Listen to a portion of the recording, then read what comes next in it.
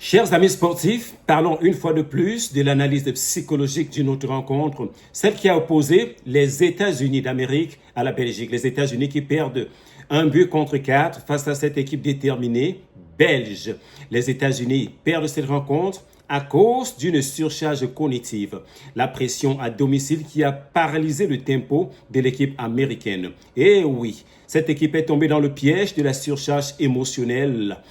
Jouer un match de huitième de finale à domicile devant un public en fusion à Seattle a créé un paradoxe psychologique pour l'équipe américaine.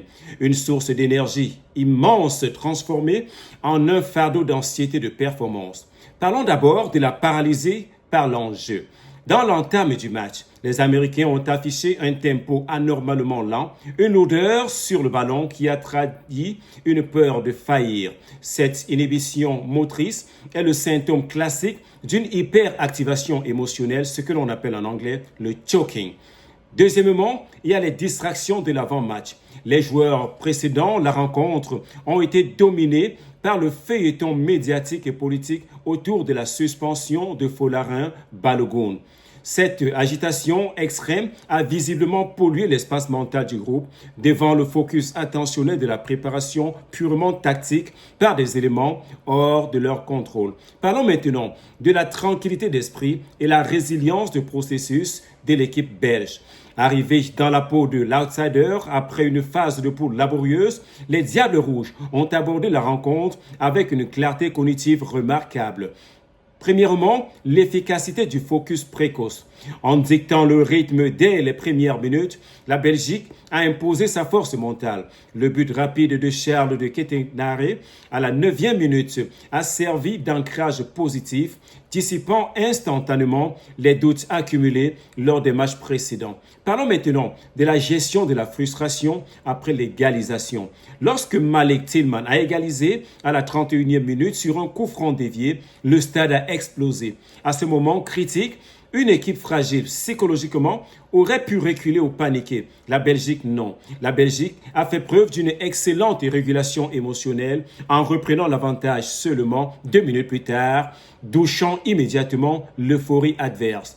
Que dire alors de la fatigue décisionnelle et l'effondrement de la vigilance américaine? La seconde période a mis en lumière la différence de fraîcheur mentale et de lucidité sous la pression. On a noté le coût attentionnel de la poursuite du score. Courir après le score exige des efforts cognitifs accrus pour compenser les déséquilibres tactiques. Au retour des vestiaires, malgré l'entrée de Giovanni Reyna pour redynamiser l'attaque, les vagues américaines ont manqué de lucidité dans les derniers gestes, à savoir marquer le but. On a également noté une rupture de concentration individuelle.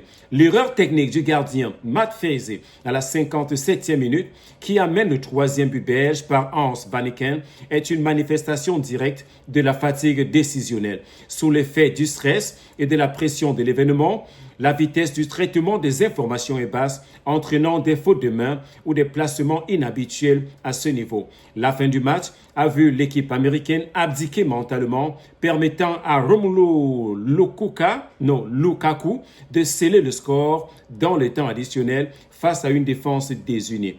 Que dire alors du bilan de la performance mentale?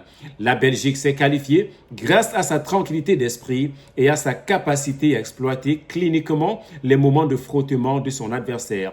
Les Américains, quant à eux, les États-Unis, ont été submergés par le poids des attentes et la surcharge cognitive d'un événement qui a fini par saturer leurs ressources attentionnelles. Nous allons dire bravo à l'équipe belge qui avance pour la prochaine étape et nous nous retrouvons pour une prochaine analyse.